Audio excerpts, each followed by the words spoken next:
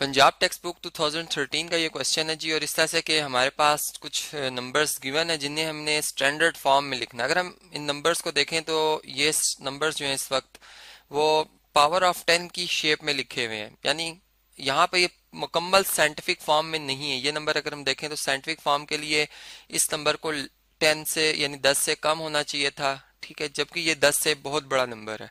तो अब मैं ये कह सकता हूँ कि ये जो है वो हमारे पास साइंटिफिक फॉर्म तो नहीं है, लेकिन चलें स्टैंडर्ड में लाने के लिए अगर हम देखें तो इसका जो डेसिमल है वो 8 के बाद लिखा हुआ है। और अगर एक्सपोनेंट नेगेटिव हो, यहाँ से हम देख सकते हैं नेगेटिव हो, तो इसका मतलब है कि पॉइंट जो है वो रिवर्स में, यानी हम जो है वो लेफ्ट साइड पे कितने डिजिट मूव करेंगे जी, 27 डिजिट्स जो है वो लेफ्ट साइड पे मूव होगा, ठीक है।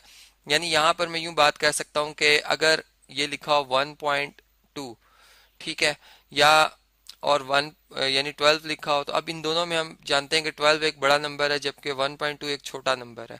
और सिर्फ डेसिमल की वजह से कि डेसिमल जो है वो इससे पीछे जो एक डिजिट आ रहा है वो एक है, यानी यहाँ पे अगर हम देखें तो डेसिमल से पीछे 2 डिजिट है, तो इस तरह से नंबर जो है वो ग्रेटर और स्मॉलर हम समझ सकते हैं। तो यहाँ पे -27 का मतलब है कि डेसिमल ने ये बहुत छोटा नंबर है जो कि इस तरह से लिखा गया 10 की पावर में, तो हम 27 डिजिट्स मूव करेंगे। अब देखें 1 2 3 4 डिजिट्स यहाँ पर मौजूद हैं, बाकी 23 डिजिट हमें चाहिए होंगे। तो हम क्या करेंगे, यहाँ पर 0 पॉइंट, ये असल में डेसिमल जो है हमने यहाँ पर लिखा। अब कितने जीरोस और लगाने पड़ेंगे हमें जी, यहाँ पर हमें 23 जीरोस और लगाने पड़ेंगे, ठीक है। यहाँ तक अगर आप काउंट करें तो 1 2 3 4 5 हैं, फिर 5 हम ड्रॉ करते हैं, ये 5 हो गए, फिर 5 ड्रॉ करते हैं तो यहाँ तक ये 15 हो गए, फिर 5 ड्रॉ करते हैं तो यहाँ तक ये हमारे पास 20 हो गए हैं, और अब हम 3 ड्रॉ करते हैं तो ये 23 जीरोस, उसके बाद ये 4 डिजिट 1 1 6 8, ठीक है। और पॉइंट आप देख सकते हैं कि इस जगह से मूव होके यहाँ पर हमने शिफ्ट किया, तो ये इस वक्त अपनी स्टैंडर्ड फॉर्म में है। बहुत छोटा नंबर है, आप देख सकते हैं।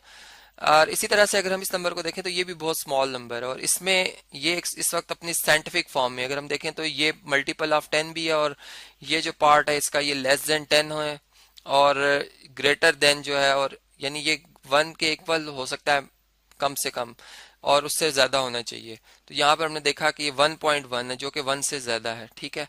तो अब हम क्या करेंगे, इसमें भी हमने पॉइंट को जो है वो लेफ्ट साइड पे ही मूव करना है, और कितने डिजिट मूव करना है ये आप देख सकते हैं, 24 डिजिट्स मूव करना। एक डिजिट यहाँ पर मौजूद है, हमें 23 जीरोस लगाने होंगे। अगेन वही बात जैसा ऊपर हम यहाँ पर 1 2 3 4 5 ये डिजिट लगाए, जीरोस लगाए, ठीक है, ये डिजिट्स के तौर पर। फिर 1 2 3 4 5 10 हो गए यहाँ तक, फिर 1 2 3 4 5 15 हो गए, फिर 1 2 3 4 5 ये 20, और फिर ये 3, ये हमने 23 जो है वो डिजिट्स यहाँ पे मुकम्मल किए। एक ये है 1, ठीक है, क्योंकि पॉइंट यहाँ पे था, यहाँ से मूव होके यहाँ पे आया, तो बाकी जो इससे आगे वाले डिजिट्स हैं वो अपनी जगह पर ऐसे ही रहेंगे बरकरार, ठीक है। तो ये आप देख सकते हैं कि ये नंबर हमने इस तरह से इसको स्टैंडर्ड फॉर्म में लाया। अब ये नंबर अगर आप देखें तो इसमें पावर जो है वो पॉजिटिव है, इसमें नेगेटिव थी, इन दोनों में नेगेटिव थी, लेकिन यहाँ पे एक्सपोनेंट पॉजिटिव है। इसका मतलब है कि अब 2 में पॉइंट इस जगह पे डेसिमल ने मूव करना है जी राइट साइड पे,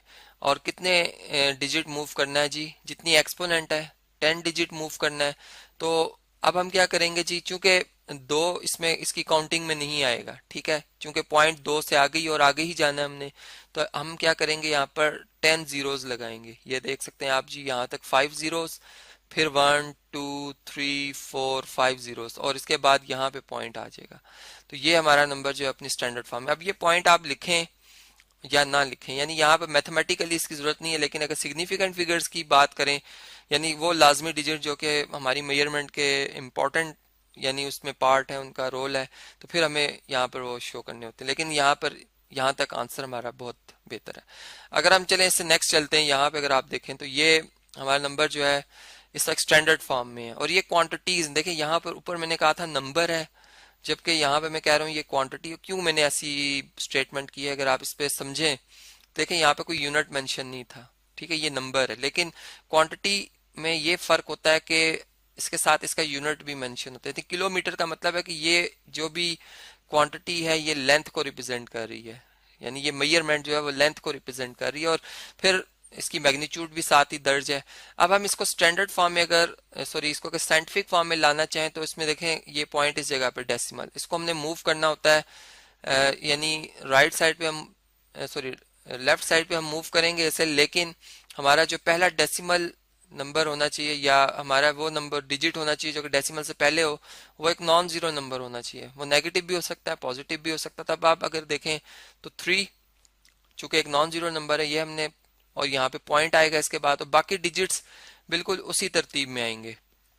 अब इसके बाद ये जीरोस अगर हम लिखना चाहें तो लिख सकते हैं, लेकिन ये अगर सिग्निफिकेंट फिगर्स नहीं है तो हमारी बात यहाँ भी मुकम्मल हो जाती है कि 3.8 हमने लिखा, क्योंकि इसके बाद सारे जीरोस आ रहे हैं, और फिर मल्टीप्लाई बाय 10 की पावर कितनी बनेगी, कितने डिजिट हमने मूव किया, 1 2 3 4 5 डिजिट्स।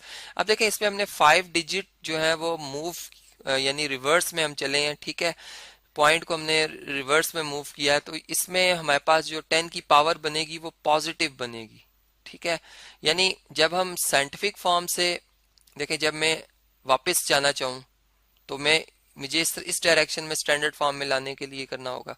तो इसके लिए फिर मैं क्या करूंगा, जब पावर पॉजिटिव होती है तो हमने क्या कहा था कि डिजिट्स जो है वो 5 यानी जो है हमारे राइट डायरेक्शन पे लगते हैं। लेकिन जब जब हम स्टैंडर्ड से साइंटिफिक में आएंगे तो इसमें फिर ये है कि हम उसके चूंकि उलट काम कर रहे होते हैं, हम लेफ्ट साइड पे मूव कर रहे होते हैं, तो पावर पॉजिटिव आती है। जैसे अब ये देखें, अगर ये इस क्वेश्चन को आप समझे तो सेकंड्स इन अ डे, अब आप ये जानते हैं कि जो हमारे पास 1 मिनट है, हम 1 मिनट से स्टार्ट करते हैं जी। 1 मिनट जो है वो इक्वल टू है जी 60 सेकंड्स के, ठीक है। यहाँ पर एस इसका सिंबल यूज करते हैं। और फिर हमारे पास ये भी हम जानते हैं कि 1 आवर जो है या 1 आवर, ठीक है, ये किसके इक्वल होता है जी, 60 मिनट्स के इक्वल होता है, 60 मिनट्स के। तो यहाँ पे अगर हम मिनट्स की जगह सेकंड्स को यूज कर लें, यानी 60 में यहाँ पर 60 इंटू 1 मिनट कर सकता हूँ, ये मल्टीप्लाई होके हमारे पास क्या आएगा जी, 60 मिनट्स ही आएंगे। लेकिन अब 1 मिनट की जगह यहाँ पर मैं क्या यूज कर लूंगा जी, 60 सेकेंड, तो ये आ गया जी 60 सेकेंड।